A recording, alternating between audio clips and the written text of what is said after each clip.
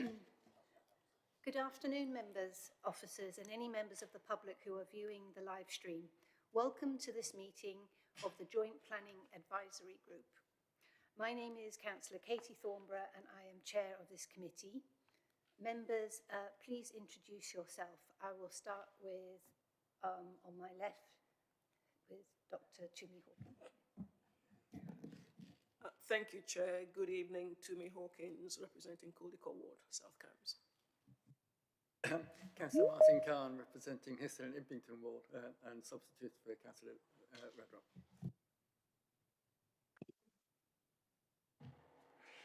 Good evening all. Councillor Peter Sanford, one of the members for Caxton and Papworth Ward in South Cambs. Good evening, Councillor Anna Bradnam. I'm one of the councillors for Milton and Waterbeach Ward in South Cambs. Cambridge City Council, Simon Smith, representing Castle Ward. Heather Williams, representing the Mordens Ward in South Cambridgeshire. Thank you. And online we have... Good evening, I'm Councillor Katie Porrer. I represent Market Ward for Cambridge City Council.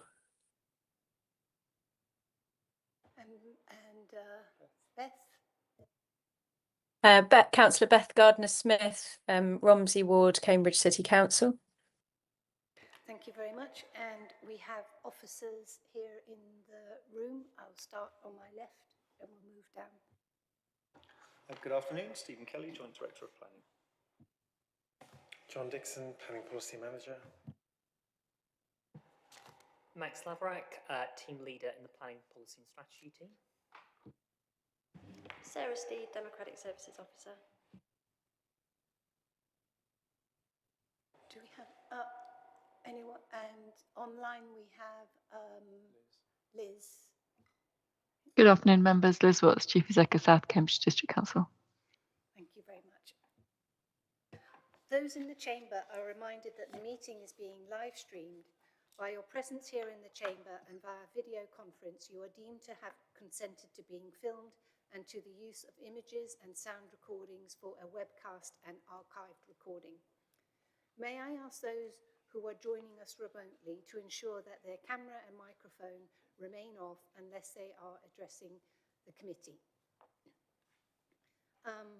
Item 1, apologies. We've received apologies from Councillor Lisa Reddup and Councillor Martin Khan is attending in substitution, and I believe Councillor Naomi Bennett has sent apologies as well. And I think that's all. So we'll go on to agenda item 2, declarations of interest. Please could any councillors declare if they have any declarations of interest? Councillor Bradnam. Thank you. I don't know if this is a declaration of interest, but I chair the South Cambridgeshire Planning Committee. Thank you.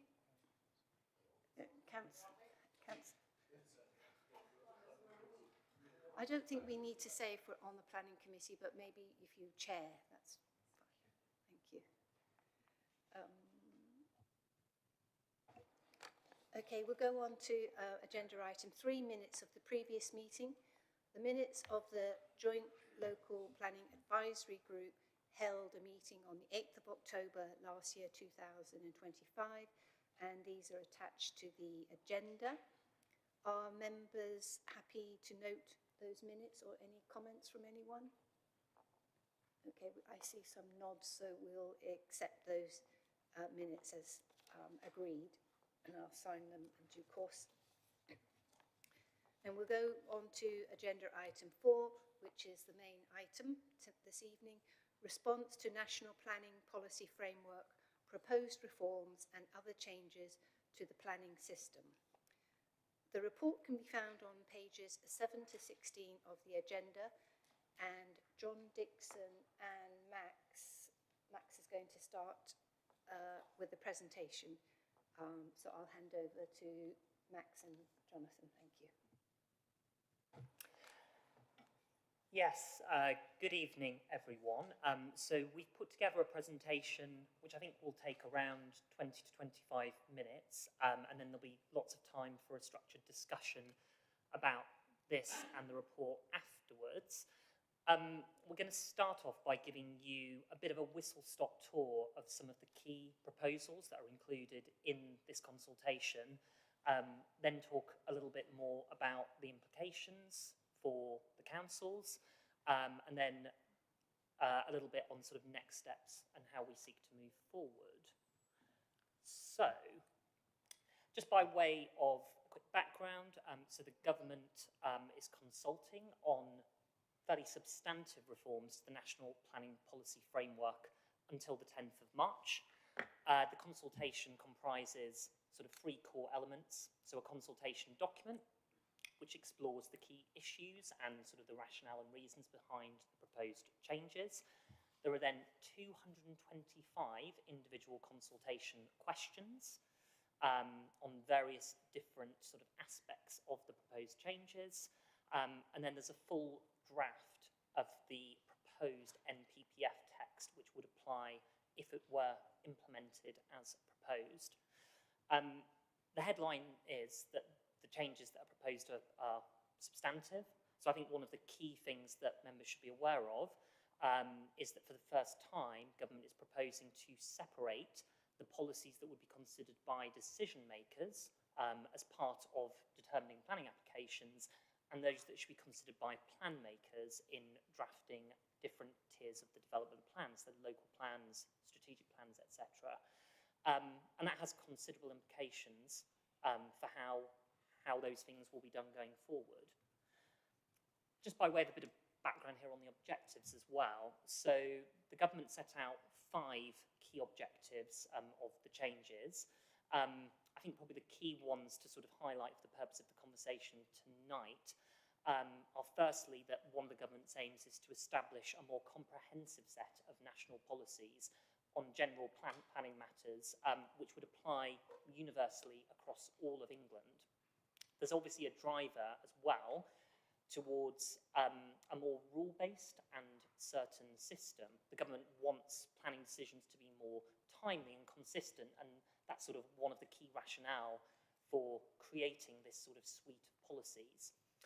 The other driver is around plan making. So government has aims to significantly increase the speed of plan making, and sort of one of the aims really of this more comprehensive set of policies is around preventing repetition in local plans or deviation. So the aim is that the national policies apply, and then local plans can set their own policies, but not repeat or deviate from those. And I think sort of one of the most substantial, and we'll come on to a bit more of discussion on this later on, there's a general thrust towards sort of a situation where there's a more default yes to the principle of developments in certain situations, and the policies that are set out are designed to set some clear parameters around what would be acceptable and what would not be acceptable. That's a bit of background. So one of the kind of key pillars of the changes is around plan making. So there are some pretty substantial sort of legislative changes that are going on in the plan making system generally, and the proposals in the NPPF set out further details of how those reforms would be implemented, so what plans should include, how they should be prepared, and how they relate. And those changes are set out in 2 key pieces of legislation. So in the Levelling Up and Regeneration Act 2023, which sets out various changes that are going to be made to the local plan system, and it's expected those are going to be commenced through new regulations very shortly, sometime in early 2026. And then the more recently created Planning and Infrastructure Act 2025 makes provision for new spatial development strategies, and the regulations for those are expected in June 2026. Now these are high-level plans that will set out the amount of development needed and how it should be distributed. And in the context of our area, the SDS will be prepared by the Cambridgeshire and Peterborough Combined Authority. And it's worth members noting that they took papers to their growth board in November, and then a more recent update to their growth committee in January, where it was resolved that they would allocate funding to start preparing an SDS for the area, and that they're going to prepare a non-statutory statement of intent, which is going to clarify the purpose, scope and principles for the SDS, and we're expecting that to be made available in June this year. So the MPPF clarifies the role that the two tiers of plan making would have.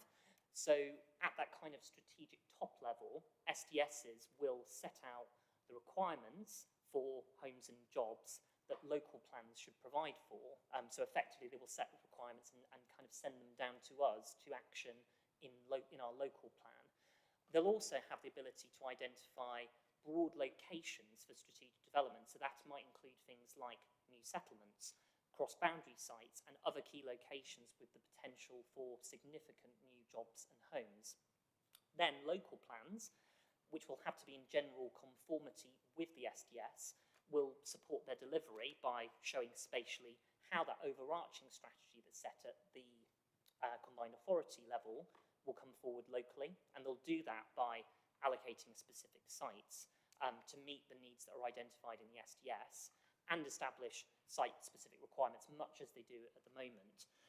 They'll then have the ability to set specific policies to address local issues, but those will be confined to issues not addressed in the MPPF. So the draft MPPF also details how local planning authorities will be expected to implement the new local plan system. So the key sort of headline, and I think this has been known about for some time, government has made its intention known previously, it establishes a requirement for plans to be prepared and adopted in 30 months, and also for updates of those plans to commence no later than 5 years from the adoption of that plan. Now, our plan, so the Greater Cambridge Local Plan, is being prepared under the current system. There are transitional arrangements that MHCLG have made provision for, which will mean that our local plan will be examined under the current MPPF. So things like the 30 months will not apply at this time to us. But the key thing to note is that the new MPPF will apply for decision-making straight away. So the decision-making policies will have to be taken into consideration when planning applications are determined as soon as that comes into force. So the risk there is that renders certain policies in the emerging local plan, and we'll talk about this a bit more detail later on the presentation. There's a risk it will render those out of date, even prior to us actually bringing that plan forward to the examination.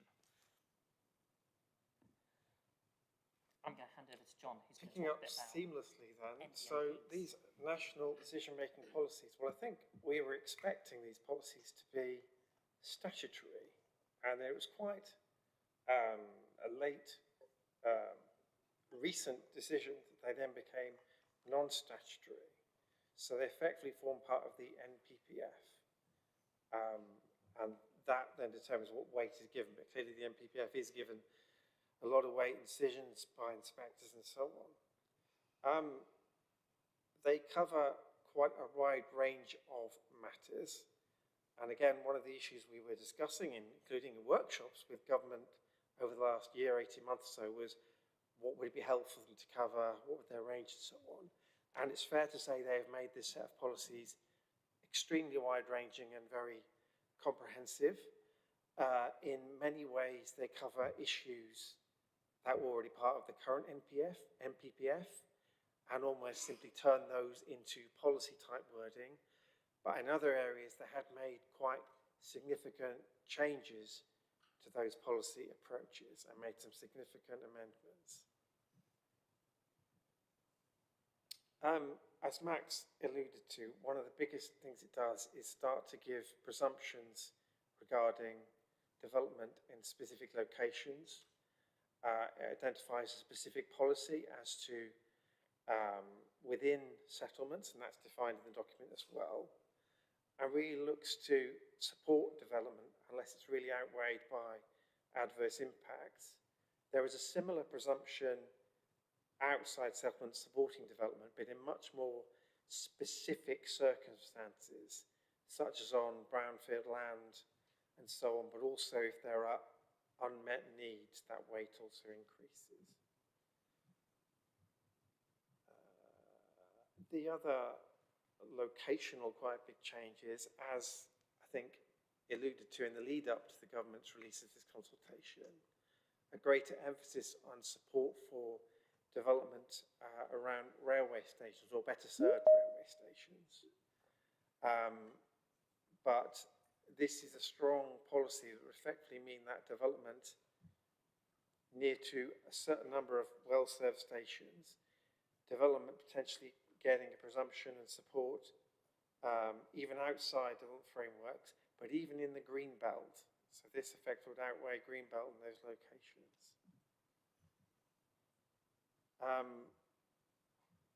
Making best use of land. So there's a lot of discussion in the lead up to this NPPF about density.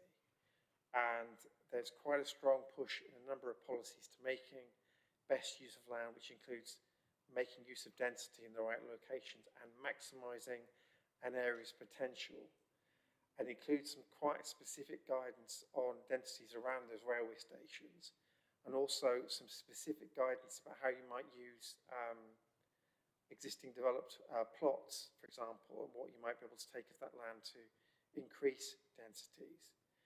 It also proposed that plans going forward would have to potentially set minimum density standards, particularly in those town centres and more connected areas.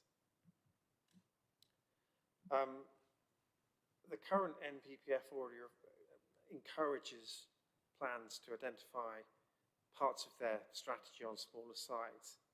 The draft NPPF would push that even further, making it a stronger requirement, but also bringing in a threshold of what they call medium development, putting another requirement for another chunk of development to meet that sort of medium size development.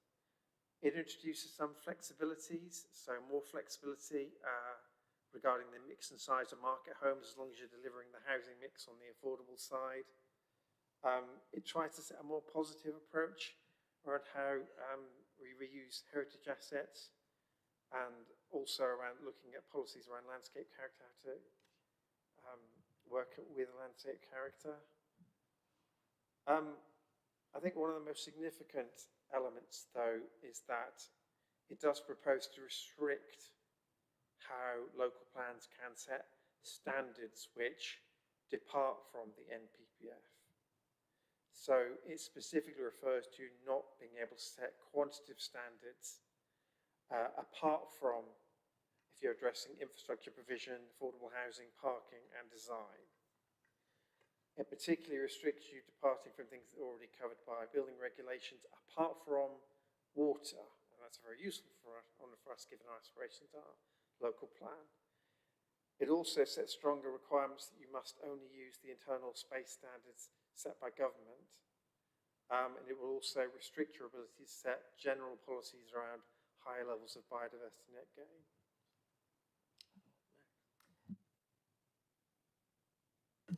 Apologies.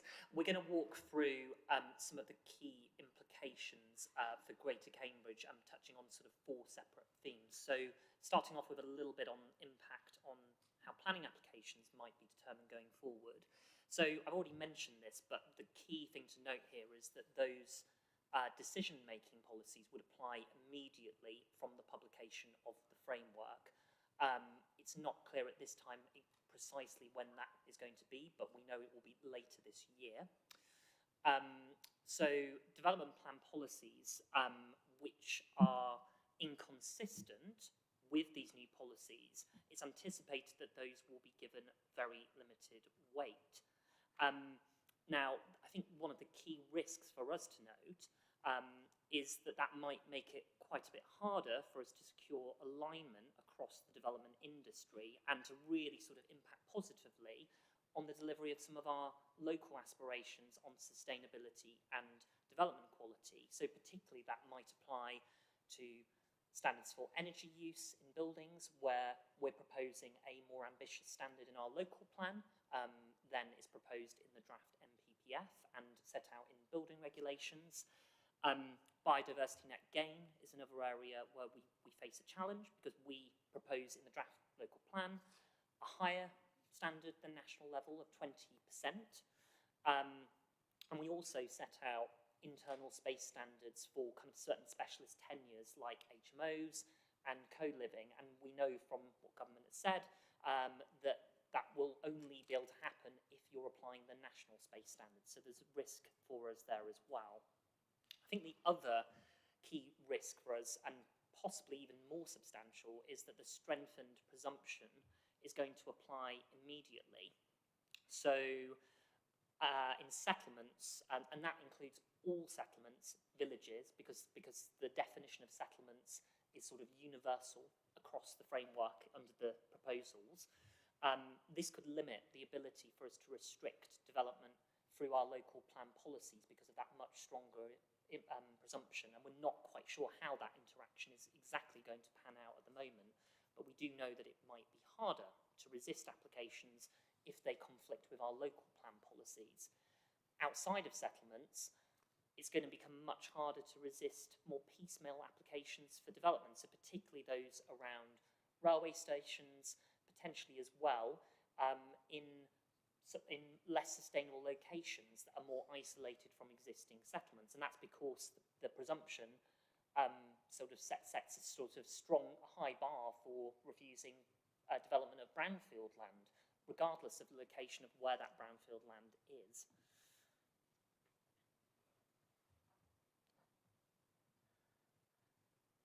In terms of looking, thank you. In terms of looking at the local plan, as Max mentioned, our local plan will be judged through the transition arrangements on the existing NPPF. But we also have to be aware that with the new NPPF taking weight almost immediately, that still creates a challenge to whether policies we can adopt can be implemented. So one thing we need to do is look through our plan and think, well, how do we react to the NPPF and what may come out at the end? There are clearly a range of issues to look at, not only spatial, but also some of our policy issues and how we can continue to secure the goals we're looking for, but respond to the changing policy environment we face. And that's something we'll have to work through going forward as we report back to members towards the next stages of the plan. And there is a sort of medium to long-term impact that members should be aware of. So obviously some of those DM policies, obviously the DM policies, are going to apply immediately, but there's also a whole suite of plan-making policies that will apply to the preparation of the next local plan for the area, whether that be by the authority, a development corporation. Obviously that is very much to be confirmed, and there is a separate consultation on that going on at the moment as well. So for the future plan, the new NPPF could have a range of different implications. So it could provide fewer opportunities for us to reflect local priorities. It will inevitably curtail the ability for us to set locally specific standards because of the limitations that John has gone through. It will also make it harder for us to introduce locally specific policies by sort of effectively increasing the evidence bar. We will have to do more to justify our position, and that it doesn't cut across or simply just supplement the NPPF.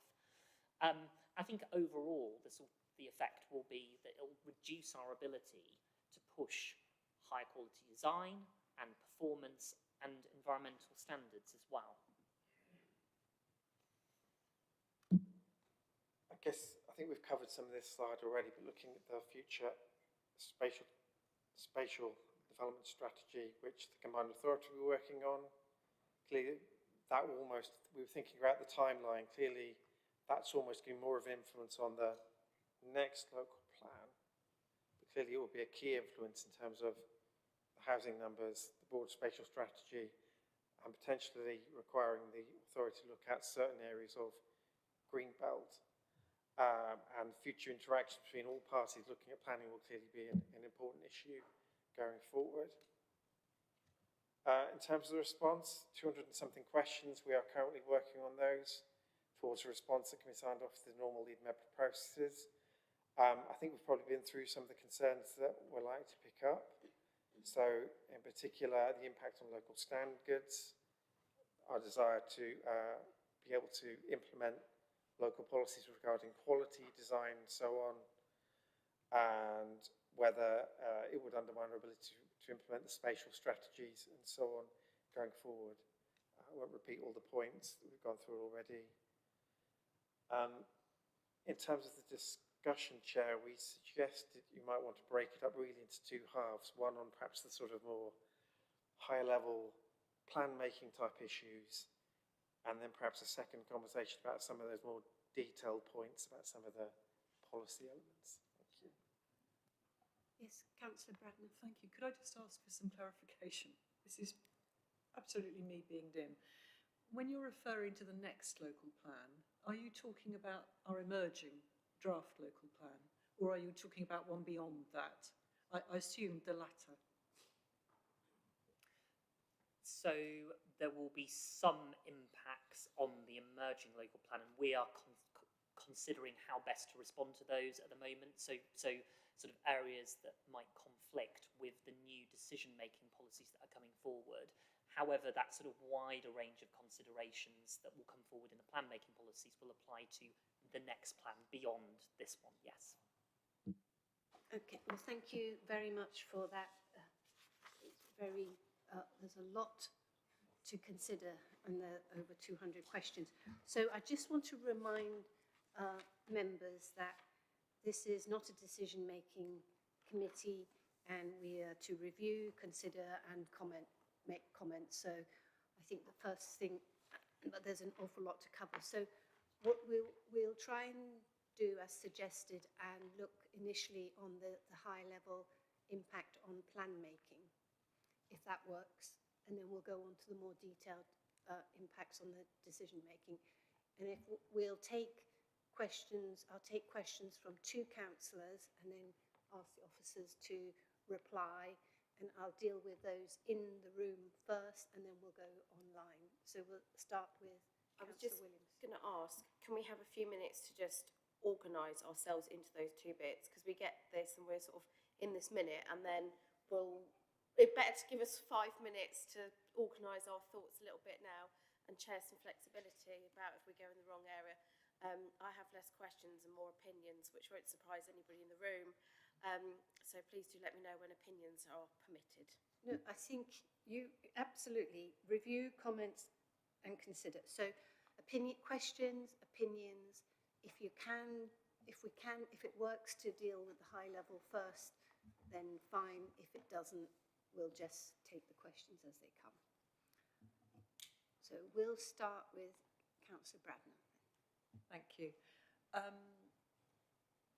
So in terms of the emerging Greater Cambridge local plan, I'd like to know how the officers feel these new proposals will affect the allocations of land that have, because every time we start a new local plan, we seek allocations, loads come in and loads are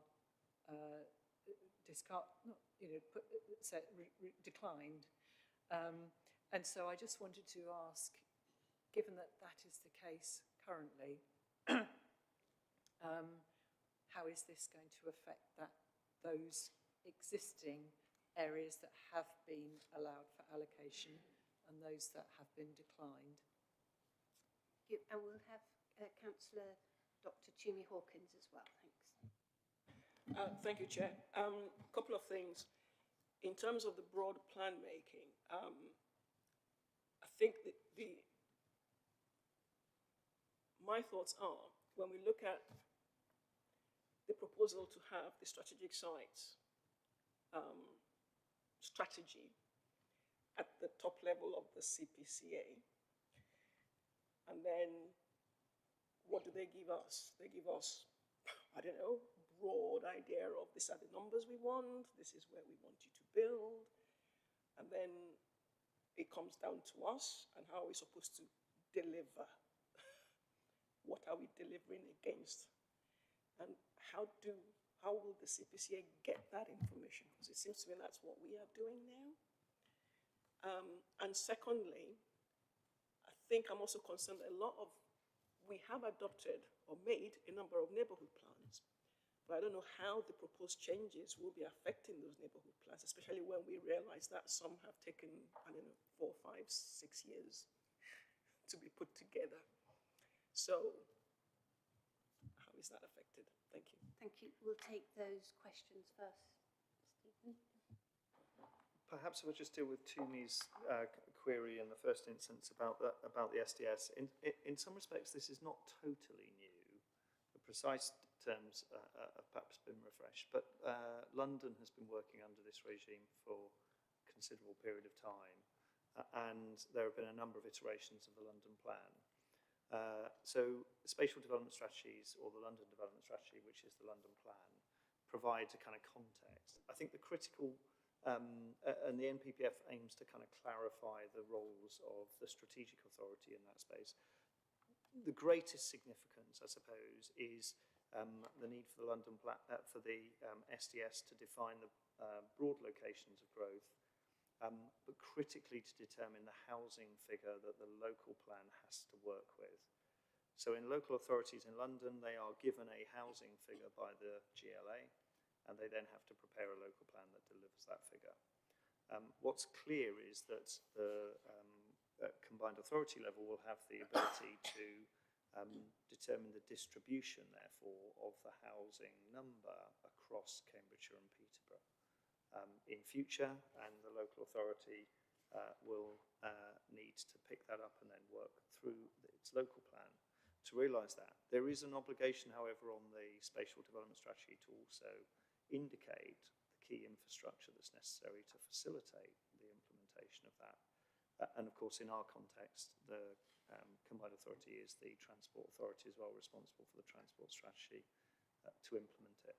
So I think we can learn a lot from the way that London works, particularly around things like shared evidence and trying to convene discussions amongst the districts and also beyond the combined authority area with our partners currently that we engage with under the duty to cooperate as part of the local plan process.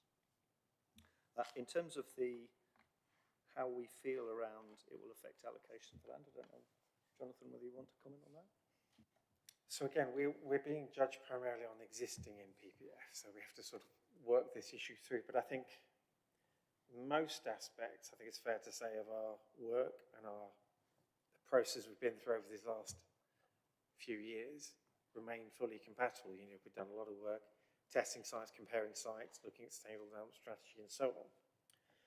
I think probably the most obvious, clear, fundamental change would be the approach to railway stations, where our plan-making process, we did look at development around stations and a number of sites around various stations. And we looked at that potential strategy implication in the round against other options and chose and put forward consultation aid on the strategy that had some development near stations and some not. Clearly what this would do is say, well, it's a given that a rail station meets the criterion here, is a suitable location for growth. So we'd have to get to grips with if it ends up being in the final NPPF, what does that mean for our plan? That's probably the most significant changes. Can I come back with an example I was thinking of? So this happens to be close to me, but it's not, you know, people will understand why I'm asking this. Cambridge Science Park has for a long time promoted Cambridge Science Park North, which is north of the A14. It's on land that has not been allocated for such development. And I know that at JDMC, we will be looking at just such a pre-app developer proposal.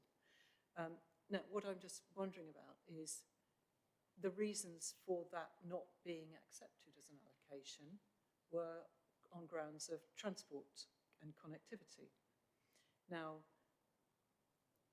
incidentally, as a result, I haven't accepted invitations to go and speak, to go and hear about that. So I'm slightly surprised to see it in the JDMC agenda. However, I'm just wondering how, as I said, allocations that have been submitted and yet declined in our emerging local plan, will that just run roughshod through that and say, well, okay, it's a perfectly sensible place, let's do it, you know, sort of thing? Or what will happen about that? Thank you. Jonathan, do you want to go?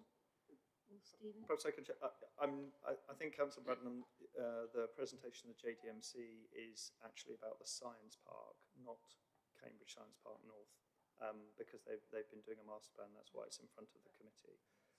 I think probably something to bear in mind. So if we can just broaden it out, so that kind of allocation where it's been submitted by a developer, it's been declined for reasons given, and I think we understand your question. Thank you. Will that? So the issue is, and I think this is something that we will need to keep a weather eye on, as Max and Jonathan have highlighted, the NPPF will apply immediately. What that means is that I suspect, even before we get to the local plan process of adoption, there are likely to have been applications or proposals that will have been promoted under the NPPF and determined under the new NPPF. What that does to the local plan, the spatial strategy and the implications of it is something we're just trying to kind of work through, given, for example, the mitigation strategies that are sitting with those major strategic sites and indeed the infrastructure that we need to plan for around it. So it presents something of a challenge to be able to assimilate what does development around our stations at minimum densities and at certain scales mean potentially to the essentially continued passage of the local plan process. The difficulty that we're wrestling with at the moment is there is no certainty. This is a consultation, but obviously it lands at a time of a active and incredibly tight timeline to be able to settle on the spatial strategy. So we'll have to, I suspect, ride two horses. We'll have to try and progressively understand what that might mean in terms of planning applications across Greater Cambridge, at the same time as sense checking that against the continuing evidence for the local plan. And the other thing is that's likely to impact our current green belt. So I just wondered, you know, what do you feel are the implications for the green belt? I think around railway stations, and obviously we have railway stations on the edges of the green belt, I suspect it's more a question of if you're a landowner, your expectations of what its value will be and how it will come forward will be changed by the NPPF. And we're aware of people showing renewed interest in all of our railway stations in all parts of the districts for that ambition. And it wouldn't surprise me if we saw proposals emerging fairly quickly to try and capitalise on that opportunity if the NPPF is brought through to adoption. Okay, now we're going to go to two councillors online. So we're going to have Katie Porrer followed by Beth Gardner-Smith, and then after that Heather Williams and then Martin Carr. So we'll have Katie Porrer next. Thanks. Thank you very much, Chair.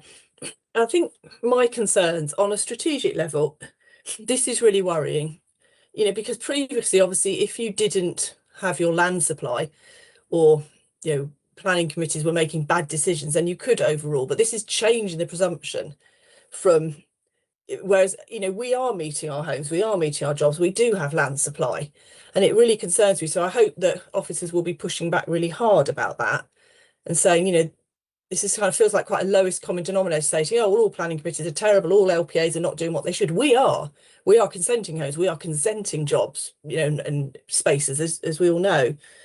I want to just note as well, which came up when we reviewed a similar one at JDMC, I think it's really important when we reply that we're not saying agree, but we need to be saying disagree unless. Otherwise, when they do the big tallies, it will show that we agree with things rather than disagree. And I think we agreed last time to do something similar. I think the question one of the officers asked was, should we alter our local plan to lower standards? My view is very strongly not, because A, we don't know at this point that these standards will come through, because this is a consultation and I hope the government are listening. You know, and obviously if we do have high standards in our local plan, at least we can give that some weight. And I suppose my other question to officers is, are we liaising with obviously Cambridge Growth Company, who I imagine won't be best pleased to find that what they're planning could be overruled by this quite drastically, and with other authorities to make sure, because I'm imagining things like the railway and Greenbelt will be a huge concern for a lot of areas. So are we talking to other people to sort of make sure we're going back with a very similar view, if we all agree. Thank you. Thank you. Beth Gardner-Smith? Thank you. Actually, my question follows on quite well from Councillor Porras, which is around the standards that we are proposing in our emerging local plan at the moment on things like biodiversity net gain and energy standards. And I suppose a sort of question of clarification, do I understand it correctly that there could be some risk in us setting higher standards within our local plan? And I'm keen to hear from officers, what their view is on the balance of risk versus, reward, as it were. As Councillor Porras said, we would still be able to take some account of the local plan's higher standards, or does it risk undermining the status of emerging local plans? So I'm quite keen to understand that a bit further, please. Thank you. Stephen? So I think picking up on both Councillor Porrer and Councillor Gardner-Smith's question, I think there is going to be a reality that we need to face, which is that, for example, in any planning appeal, our policies will be deemed out of date on the day of adoption of the local plan, and the NPPF will be the up-to-date position. So we can continue to progress our policies in the plan, but if the NPPF comes in as it is, it will be deemed to be the most up-to-date position, and the policies will have no weight. What we will need to consider, and this is why the timing is challenging, not just for us, but I expect a lot of local authorities with ambitious growth plans, is that we won't know whether the NPPF is modified or is to be adopted with these fairly clear parameters, probably until after the point where we need to settle on the Reg 19 version of the local plan. So we will need to take a view. But I think it's important probably to be honest about this, that there may well be a levelling down of the plan to the NPPF standard, not necessarily by the councils, but by the planning process that will apply either before it is adopted through the new NPPF, or indeed on the day that it is adopted. Those policies will be rendered largely redundant. Thank you. We'll go to Heather Williams now. Thanks. Thank you, and I will try and calm myself.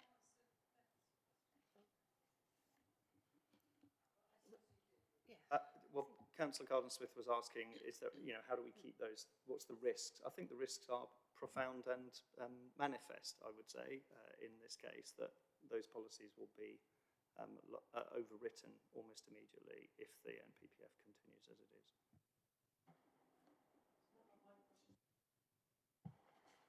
Yes, I was just going to say I can come back and answer the question about neighbour planning that Councillor Hawkins asked. So we didn't cover in the presentation, apologies, because there's just so many changes to sort of go into detail about that we didn't want to be speaking all night. We wanted to allow time for discussion. But one of the changes that is proposed on neighbour plans, so it's quite a timely question to ask it, is that the protections that neighbour plans currently enjoy, the sort of circumstances in which that sort of 5-year protection would apply would change with the new NPPF. So under the new policy, neighbour plans could benefit from a protection in cases where the presumption applies for up to 5 years, but only if they allocate housing sites to actually meet their identified requirement. So that will potentially have consequences for some neighbour plans in this area if they have not identified housing allocations. So it is quite a substantive change and definitely one to be aware of. We'll have Councillor Williams. So I'm trying to stay calm for the presentation. Got this far. I'm going to start with, there are 2 things that I agree with. I'm going to start with those, and the effort that from there is just going to go downhill. So one of which, things around water efficiency is positive. I'm not going to hide from that, but I would say there are other ways of dealing with the issue than this. The spatial development strategies, I'm okay with those. In fact, I'd almost welcome it because I do think we are sort of a victim of our own success, and we do need to share that growth somehow, and we do need to share the pressures of that growth somehow. So perhaps a sort of more set back, larger area to look at that may enable that sort of growth to be shared. But that's about as far as I can get, I'm afraid, on being positive. Local plans in 30 months. I think if we're, as part of the consultation response, we're saying, are we getting new burden support? What are they expecting us to sacrifice in order for their brevity? Is it quality of the actual plan itself or consultation? Because, oh yes, let's just remember we're going to have less councillors to do the work, to scrutinise as we go through these, because they want to get rid of a load of councillors at the same time. On the presentation, I appreciate, officers, you've tried really hard to make this balance, and you said more comprehensive set of national policies. For me, that is kill any local character, make everywhere the same, and we're just going to have a national standard, one size fits all for everybody. And it's been mentioned earlier on, London, yeah, great, I like going to London. I also like coming home to the countryside, and we are not all London.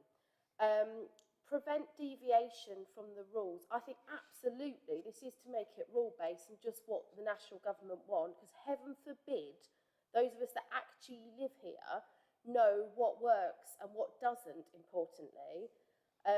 Are we concerned that this is the end of rural exception sites? So I did say I was not happy about this. Railway stations are not the only criteria of a sustainable location, because if that is the case, they can crack on as much as they want. There will be a boom in septic tank, production. Perhaps that's part of growing the economy, is we're going to have a load more septic tanks, because I've got a railway station, but there's no foul water connections. In fact, there's probably not enough sort of grid electrification. It is do you know why we've got a train station? Because at the time of the cuts, the chairman of the railway company lived in the village. That is the only reason we have a railway station in a hamlet of 20 houses. It is absolutely absurd, and it is this city-centric mentality that does not understand our countryside, sorry. It doesn't understand what works. So I hope they've got a plan for septic tanks at the same time. We can go through, you're right, the local plan to look for clashes, or we can fight for actually what we think is right and not roll over. And I feel passionately about this. If the inspector wants to reject our local plan because we're putting in higher standards, let them damn well justify it, because they are coming on with this and they are going to absolutely trash everything that our residents hold dear. And we've not even got onto decision making, and I'm already getting the grump. But seriously, we cannot roll over. I completely agree. This can't be an all or an R in the response. This can't be on balance. This is not a planning decision. This is going to define where our residents live, and it's just going to make it the whole thing into clones. It's just going to be, well, I'm sure by the end of it we'll have a national palette for what colour you can paint your house. Thank you, Councillor Williams. Okay, so we're going to have, I'm going to go to Martin Khan, who had his hand up. Yeah, I've got a load of issues, but first of all, I'll say that I'm on the CPCA Scrutiny Committee, and we had a presentation on SDS, on Sustainable Development Strategies, because I posed the question about the allocations for housing and how much they could influence and how local.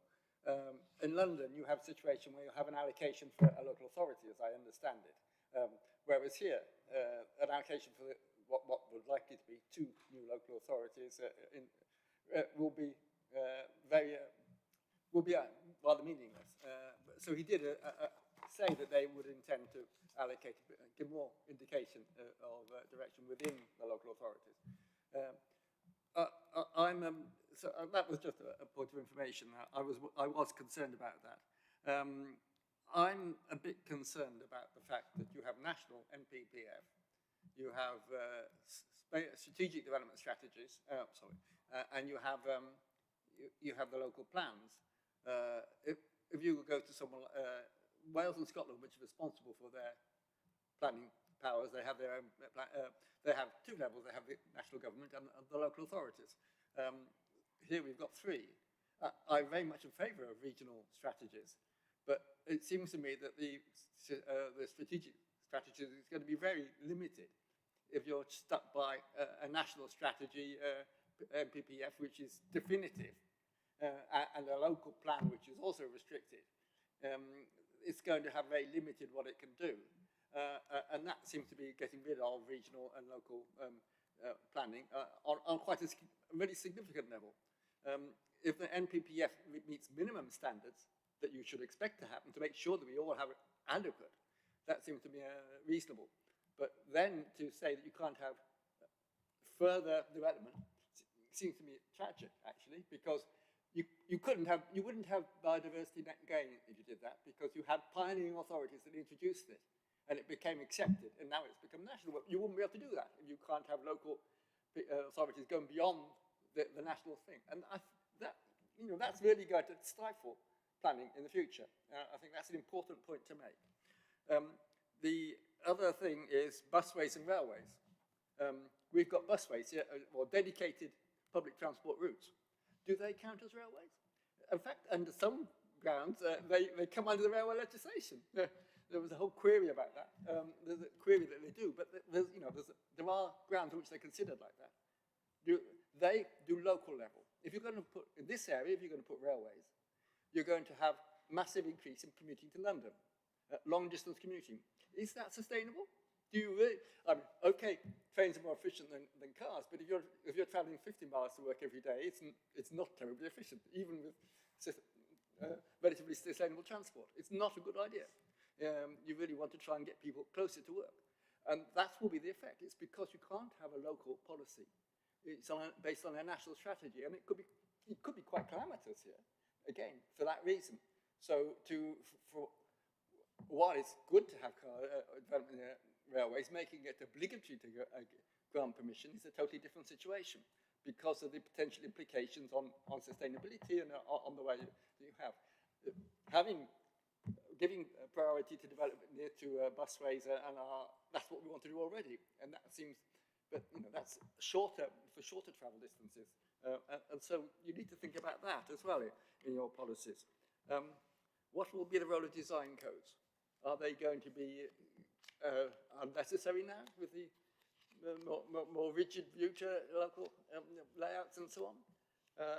Are they pointless? I mean, they've been a great success here. Again, it's another pioneering thing that we've done.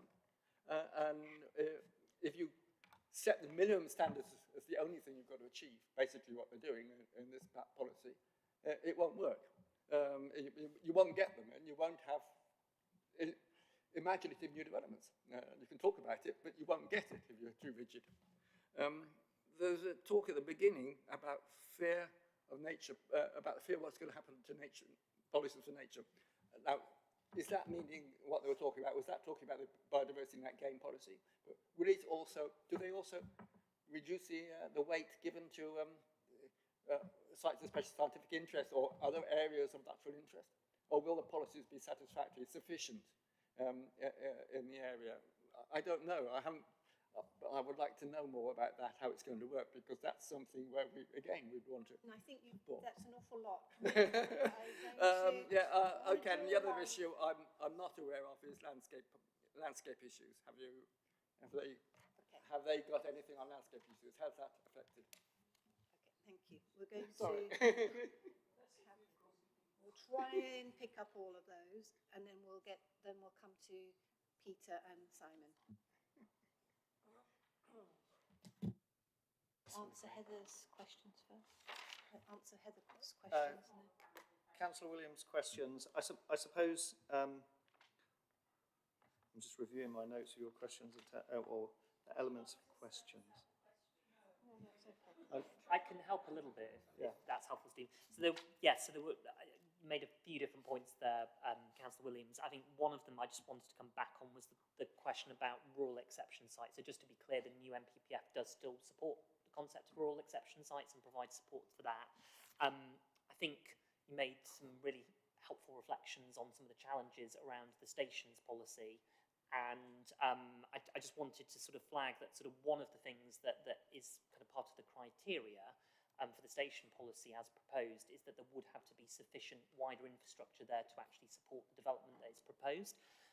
One thing we are obviously contemplating, considering, is whether we need to be sort of proactive in our emerging local plan in setting out more detailed parameters around those stations to sort of head this off. Obviously, we will be responding to note some of the challenges that the policy raises, but we're also sort of alongside that thinking about how the local plan may have to respond if that does become the final policy as applied. Can I say on rural exception sites, can we please point out to them that if they do this presumption of development in all the places, which is what they're doing, where we would be able to get rural exception sites, they can write as many policies on it as they like, not a single one will get delivered, particularly in places like ours, because they're saying build all over the shop. Okay, so thank you. I think that's a legitimate point, and obviously one of the we haven't touched upon grey belt at all, which is obviously going to be part. Some of those rural exception sites may well, but we'll come to it. Just to clarify Councillor Khan's question, my understanding is that the NPPF consultation does talk about railway stations and trams. It does not include buses or bus stops at this moment in time. So we'll obviously have to keep a watch on that. So the busways are not railways. They don't come under railway. Busways are not a railway at the moment. Somebody want to pick up about design codes and triple SIs? On design codes, so the revised framework says that development plans should identify where design codes or master plans may be necessary in association with a site that's being allocated in the plan. So sort of it does still make provision for design codes to be part of the mix of things that would be prepared and considered when a planning application comes forward, just to provide the clarification on that. And the last point about triple SIs and so forth, we're not aware of any rolling back of those designations. I think the issue that probably we may well come to in the National Development Management Policies is the obligation on the authority to identify substantial harm associated with development. So the default position is there's a higher bar for the local authority to demonstrate harm. Now, clearly, elements of adverse impacts, including potentially ecological effects, may well be affected by that, but maybe we'll come to that. Yeah. Okay, thank you. So we'll have Councillor.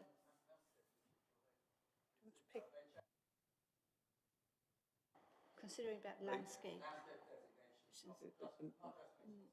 No, obviously the most standout component is the change to the view on the position of Greenbelt, which is you could see as a landscape designation in some respects because of the way that Greenbelt purposes are defined in relation to separation. Now we'll have Councillor Peter Sandford, followed by Simon Smith. Thanks, Katie. I have a concern with the democratic accountability of the combined authority to create this SDS.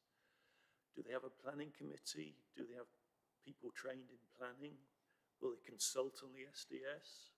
Will they actually come and talk to the local planning authorities about their proposals, or will it just come from a ivory tower in Peterborough? I appreciate this is sort of straying outside the realm of the shared planning service, but you may have intuition of what's going on. Thank you. Thank you. Councillor Simon Smith. Thank you, Chair. Anybody remember the Town and Country Planning Act 1968? I'll refresh your memory. This is when structure plans were introduced, and they pretty much, these proposals look very much in line with what the purposes of structure plans were. But since 1968, things have moved on, and structure plan as that would just not be good enough now.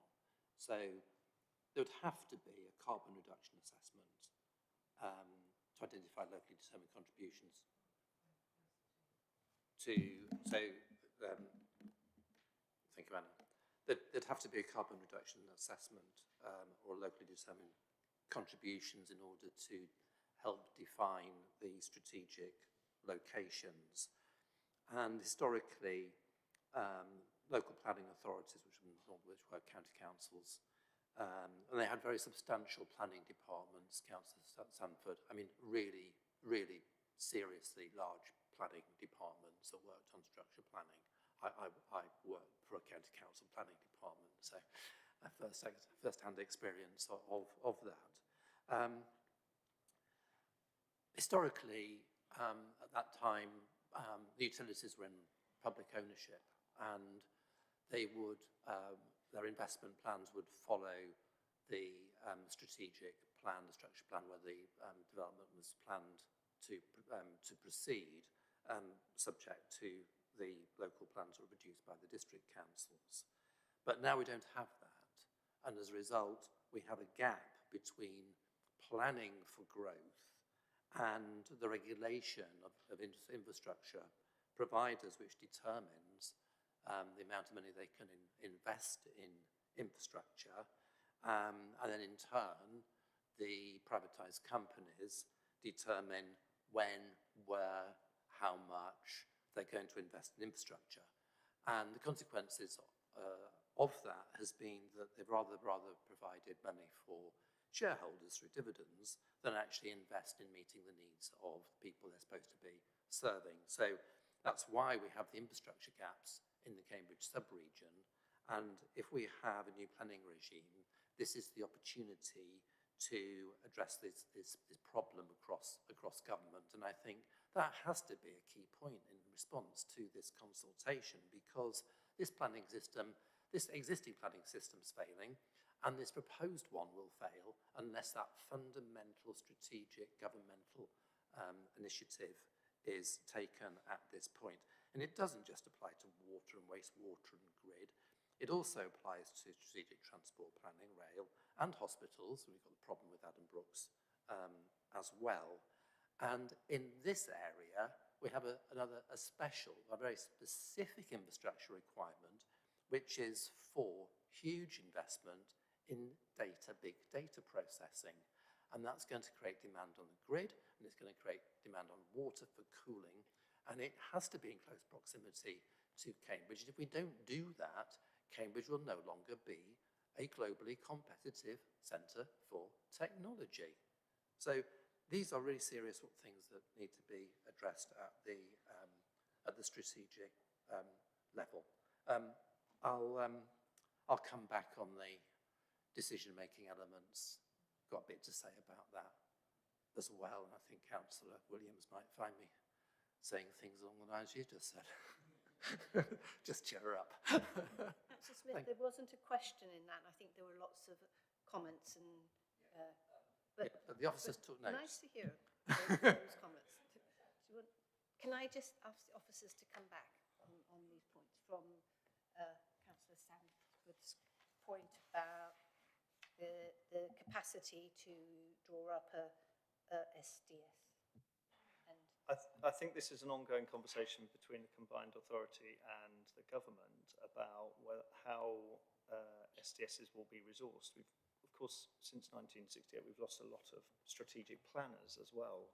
I think there will be challenges for the planning profession as a whole to kind of re-skill as well as to re-equip local authorities responsible, the combined authorities responsible for preparing strategic plans all at the same time. The government has got a current consultation, for example, on the arrangements for Suffolk and Norfolk and strategic planning authorities that will be created alongside the combined authority entities that will do SDSs.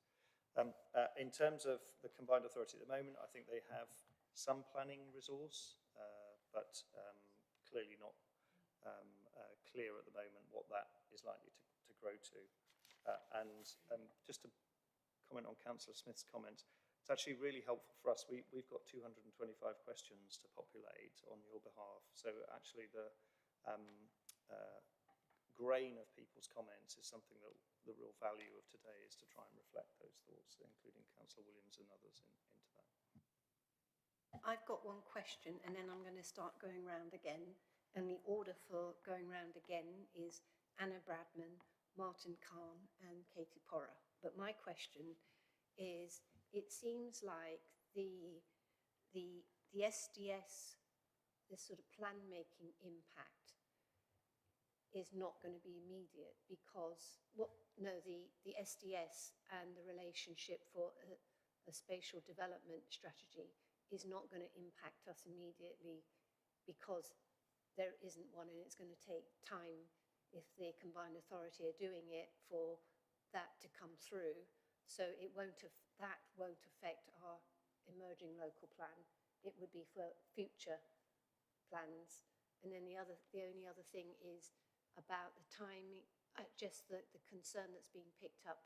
Do we have any idea when the decision might come regarding this consultation being finalised? Because I think we want our emerging local plan, if at all possible.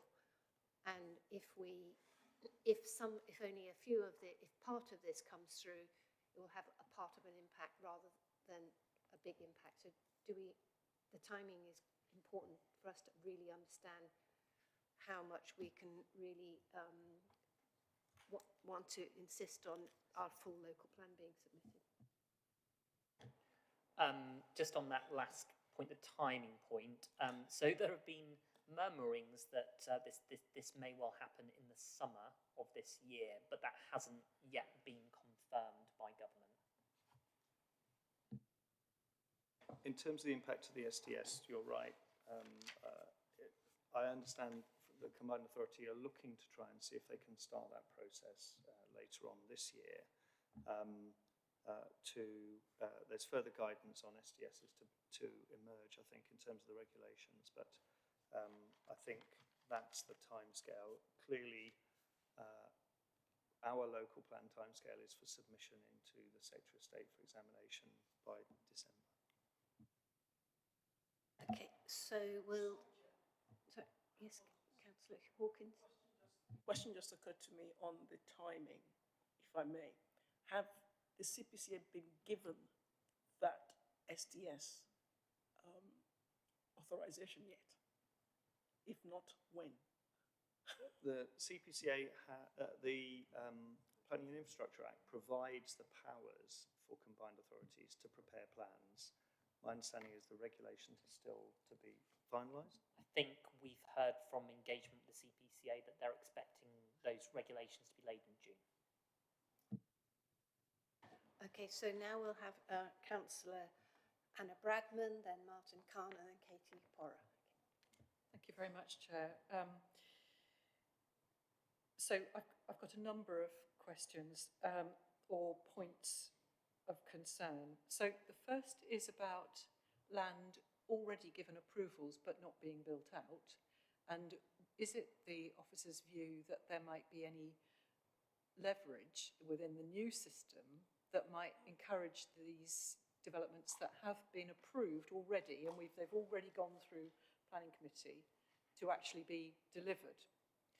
The subset question to that is, we know that we already have approvals. I'll give the example of Waterbeach Newtown, where approvals have been given and they are being built out, but sales are slow for various reasons, which I won't bore you with, partly because houses partly because there's not a school there, or because they're quite expensive. And so what I'm concerned about is, are we building houses that are, how will they get over the problem of unaffordability? Moving on, I'm concerned about the railway station concept and isolated developments with poor infrastructure. It's not just what Councillor Heather Williams was talking about, but isolated in the sense that we know that you can't just build a community. You have to create and form a community with people. And that takes time and effort, and it takes input from officers and engagement and places where people can meet and discuss and all of that. So it's not just, let's build 1,000 houses. We've got to build communities that are going to be sustainable. The other point is homes, you know, if we lose all our housing standards, you know, one of the things we've always said at South Cambs is, and indeed it's across the Greater Cambridge Planning Service, is that we want homes to be affordable to live in, not just to build or buy. So this means they must have good environmental standards and good insulation in order to make them affordable to live in these places where we want to try and build communities. And the last bit is the green belt and the need to plan and protect and safeguard green areas for green infrastructure, for leisure and recreation, because communities sure as heck need places for communities and for community space and recreation and leisure and walking and just space. And we need to make sure that that is safeguarded too in and around our green belt or elsewhere, but we need to plan for it and we need to safeguard those areas. Thank you. We've got about 20 minutes till the end of this meeting, and I want to make sure that everybody has an opportunity to speak again. So we just keep that in mind as we ask our questions, if that's okay. So, Councillor Carr.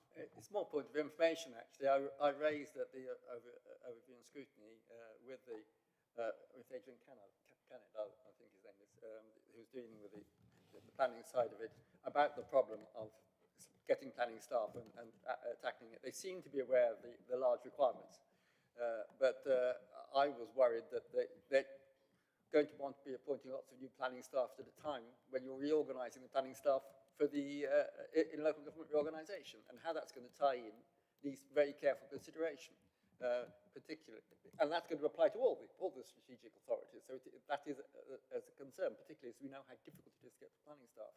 It may therefore mean you'll have two possibilities. I mean, you either have to, if the people want to keep in the existing local government because their jobs will be secured in the reorganisation, and they may decide not to go, or they may decide to go early and create problems for the existing planning authorities because they've all gone to very well-paid jobs in the strategic authority. It's a problem that you need to think about it, and that's really the comment I made, and I did raise that up with at the combined authority level. I'm going to take Councillor Porra and then come back to officers in this next round. Councillor Porra. Thank you. I just want to reflect. I think obviously I appreciate this might come in as it is and we do have to address it, but this consultation is about what we think of these proposals. My feeling very strongly is I do not agree with a lot of them, because overriding a carefully planned and evidenced local plan to allow what could be fairly uncontrolled development in certain areas of, or particularly South Cambridge, but also the city is not something we should support. And I really want to say we should be strongly disagreeing. Obviously, if it comes forward with these things in, yeah, we'll have to amend how we do it. But I do feel really strongly we should keep our high local plan standards, because it would be devastating to make them lower and then find out that actually some of the consultation was against it and they didn't come through. So my feeling is we need to strongly push back on this, and we need to keep the standards where they are. And then obviously we see what happens when we go through Reg 19 and we get the response from the government, and hopefully they will have listened and some of this will have changed. But I just wanted to make that point. Thank you. Thank you, Councillor Porra. Do officers want to come back on Councillor Bradman and Carnes and... I think that's really helpful.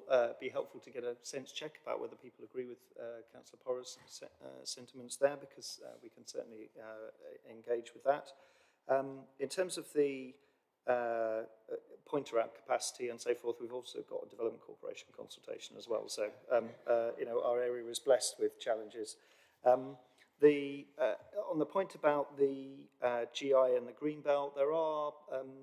the NPPF does talk about trying to enhance access to the countryside and improve access to green space, and seeing green belts more proactively used for that purpose.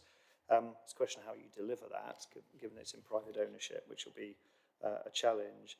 And I think your question about what do we do with existing planning permissions, I suspect it wouldn't be beyond the realms to contemplate that if the NPPF does come in, those existing planning permissions may well be subject to requests to amend them back to the new NPPF standards from any existing commitments that we have made. So you can apply.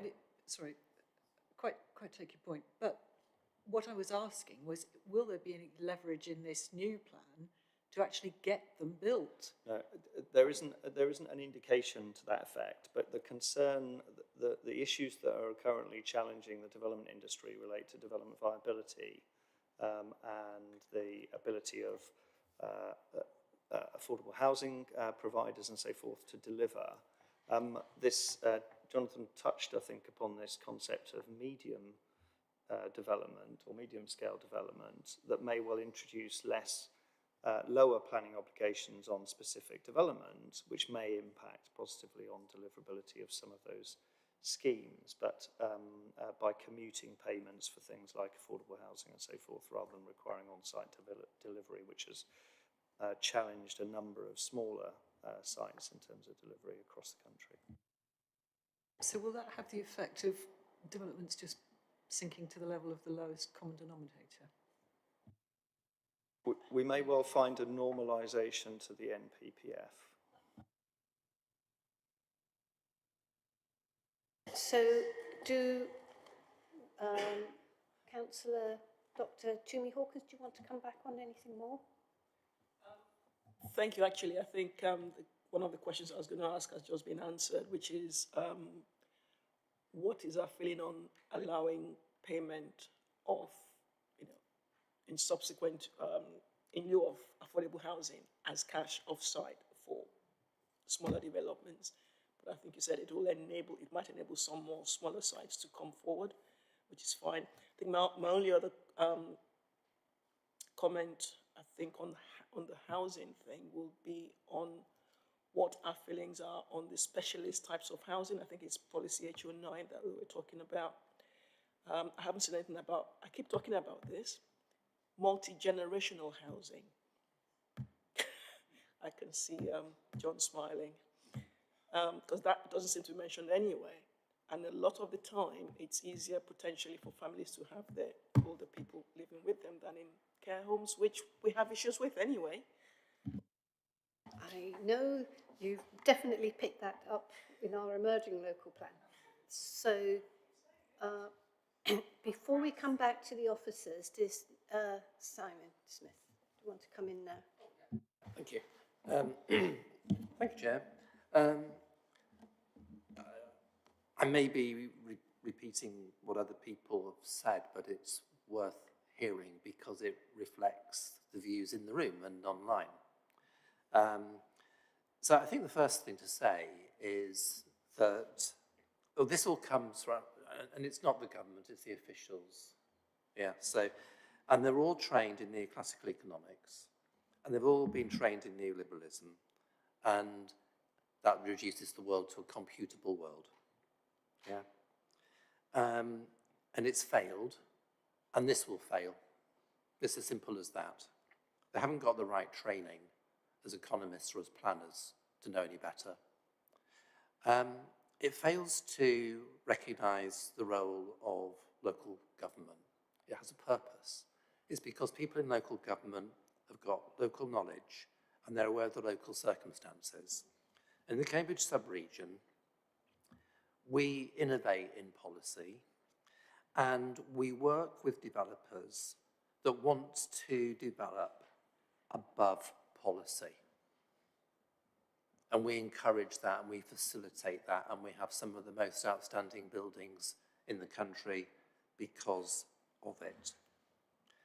In these proposals, I've just picked them up this evening from a very good presentation for which thanks, is a horror show. And these are some of the ones that need to be completely opposed because they are all backward steps. So the first one is basically the cap on policy aspiration. We're not all the same, we're actually better. And this comes back to the lowest common denominator point that's been made over and over again. Insane policy to build around railway stations is ridiculous. The doubling of a house of a footprint within a built-up area is a complete horror show for neighbours, and just absolutely, I'm running out of words, bonkers, mad, insane. And then, of course, this is the opportunity to stop development in floodplains or in areas of flood risk. And I think virtually 10% of all new housing in recent years has been built in floodplains. God help those people. And I think all of those need to be opposed. So, yeah, strongly held views, strongly expressed, which need to be strongly communicated, I think, in response to the consultation. Thank you. This is not very good at all. So again, I just want to go back to the officers now. So we've had Toomey, Hawkins and Simon have raised some points. Do you want to? On Toomey's question about forms of housing, I think there's actually quite a lot in there about meeting the needs of various groups and specialist housing and so on. There's quite a lot in there about tenure mix and so on. But I think when you start mentioning very specific things like the innovative approach we had, the co-living policy and the areas which I'd look at, I think, yes, it would potentially limit our ability to go beyond that. So it's a point where we could pick up on Councillor Smith's points. I think we've picked up, we hear you, picked up most of those points.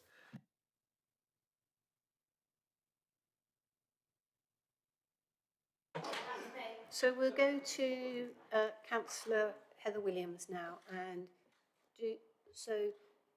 I'm going to, before I come back to you... I just wanted to declare an interest because it's just come up.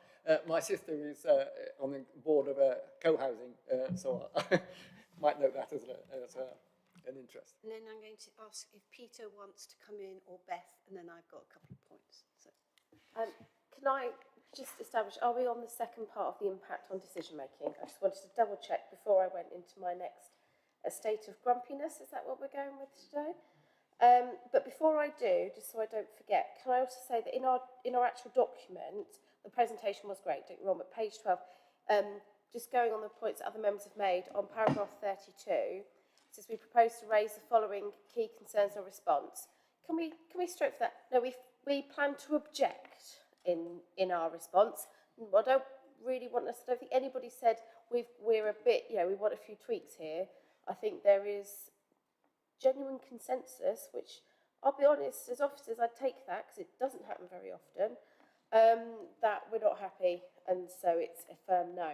But when it comes to the impact on decision making, the development presumption changes, it just does feel very much like that whole, we had it, didn't we, that build, baby, build thing, but anywhere you like.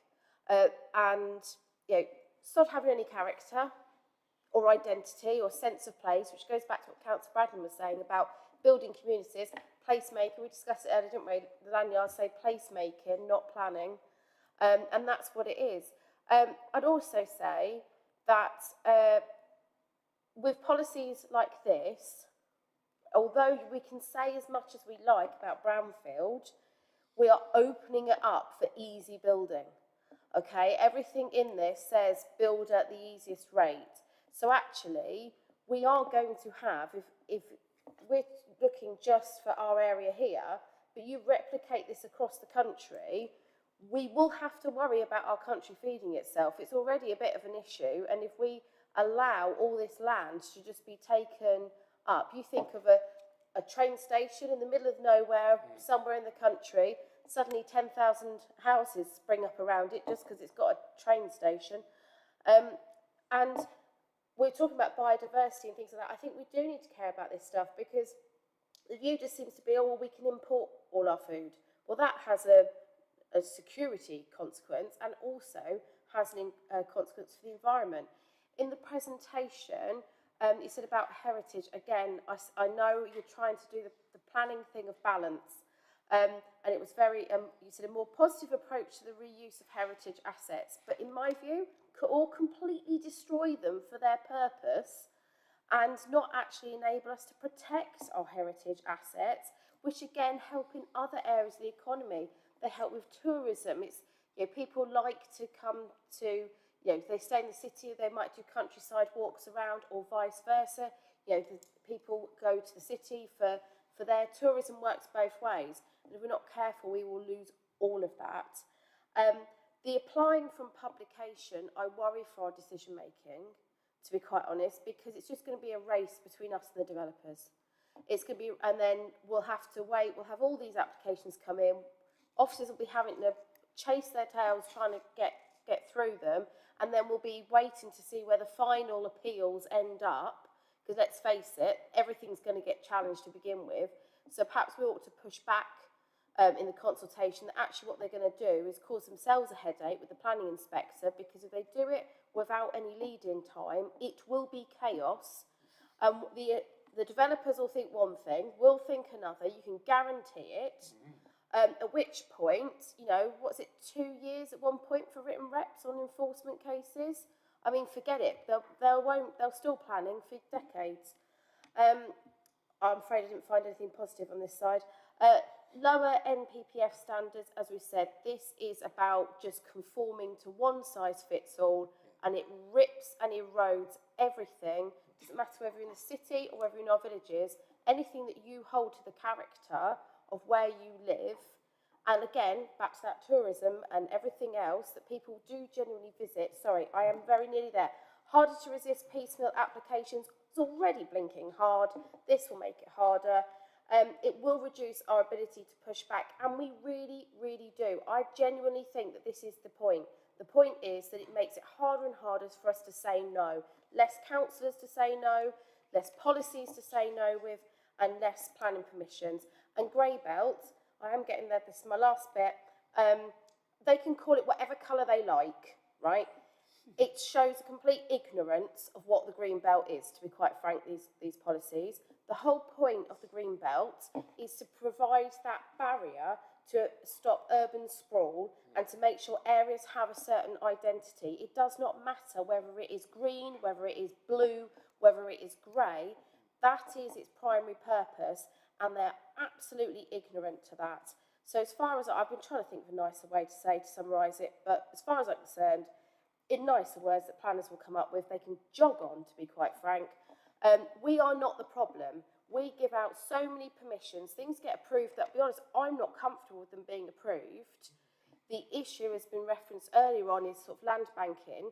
So rather than focusing on us who are doing our job and giving money to the Treasury, maybe they should look at the environment that they're creating. There people actually want to build and want to buy, going back to what we were saying in Waterbeach. We are not the problem. They need to look in the mirror. I don't know if you can find another way of putting that, Mr. Kelly.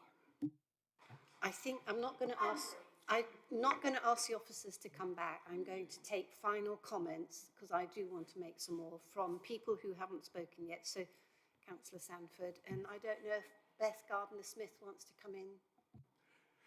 Thank you, Katie. I'll keep it brief. The whole thrust of these changes seems to be quantity rather than quality. And I still field comments from the residents of the Summers Hill development in Papworth about the basically crappy houses they bought. One told me his garage is warmer than his living room, but that's another problem.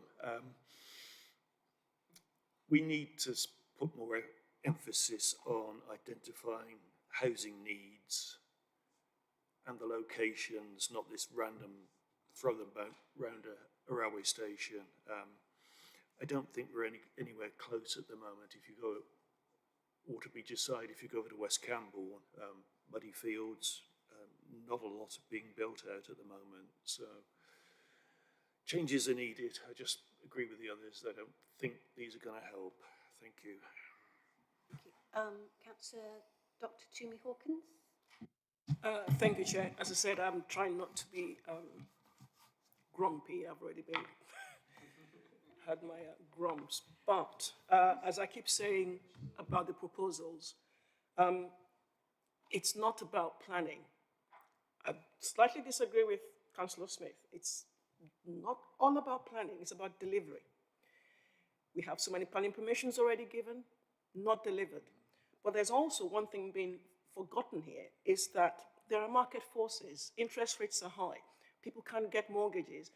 If absorption rate isn't good, developers are not going to build. And it's not good because people can't even buy. So they should look at the market forces. They should enable people to buy so that developers can build out what they already have. They're looking in the wrong place. It's not planners. It's the builders, it's the deliverers, it's the market forces. So they should go look there and leave us alone. Thank you. Thank you. Councillor Gardner-Smith. Thanks. I'll keep it brief. I mean, look, just to echo some of the comments that have been made. But I mean, first of all, starting with the point that, you know, we do have a housing crisis nationally, and we do need to build many, many more houses. But as other councillors have made this point, you know, this is a complex set of issues. It's not just planning.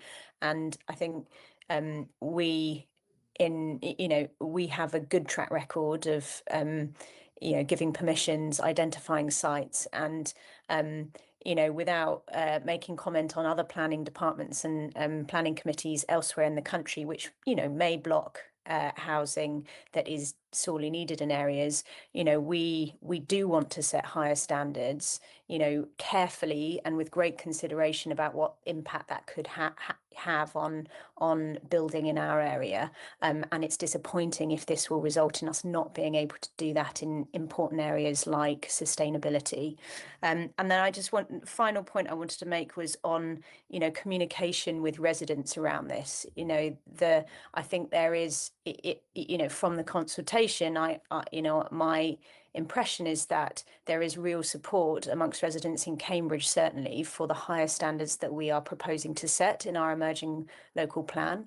And if and residents won't necessarily understand why they are then, if the outcome is that which is being proposed, why then they might be set aside. So I think we really need to consider carefully how we're communicating our response to this to local residents and whatever ultimately ends up being adopted.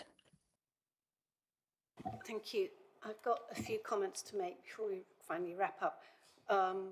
One of my questions was, at the moment, the Greater Cambridge Housing Strategy is a very important locally led piece of evidence that we use that feeds into our local plan.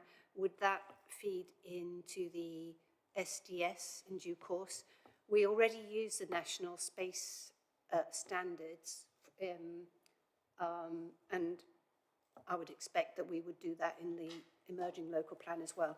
Around stations, we have an example of considering how to engage with existing residents and what might work around a station in the work that's been done around Camborne. If there is going to be development around any other new stations or existing stations, I would have thought the minimum is community engagement and master planning in advance of anybody wanting to submit a site. And we've got that as a stand. We've already shown that we can do that really well. I completely agree with Councillor Heather Williams that agricultural land and food security is something that the government have identified as a massive risk, and if we could at all get that in and ensure that there is a consideration of that, I would really like that. But finally, it seems that the standards that they're talking about is wrapped up with the provision, the spatial development strategies coming forward. The SDS is not going to come forward for a few years, and the new, along with infrastructure. So there are some of the policies which are being considered just impossible. There has to be infrastructure provided in areas before there's any development, and that is exactly what our emerging local plan has taken on board. So we are very, very strong on that, and I would also like to back up the general feeling that we want to maintain our existing policies and standards with the evidence we've got. So I just thank the officers for a lot of hard work, and there's a going to be a bit more hard work to pull this together, and we really appreciate it. So Tumi and I will be we'll be following and working with the officers on this to finalise the response, which is on the 10th of March, quite soon. Can I just say as well, and for those people who are not in the room tonight, I think if upon reflection there are specific further comments that you'd like to give, as Councillor Thornborough said, we'll be working with the lead members of both councils to craft a response. Please feel free to send them through to us by the end of this week. The 10th of March is the deadline. We need to go through processes to be able to settle that. But any further comments that may well come to you on the way home, please let us know. Thank you. We're going to end the meeting now, and thank you for everything, the officers.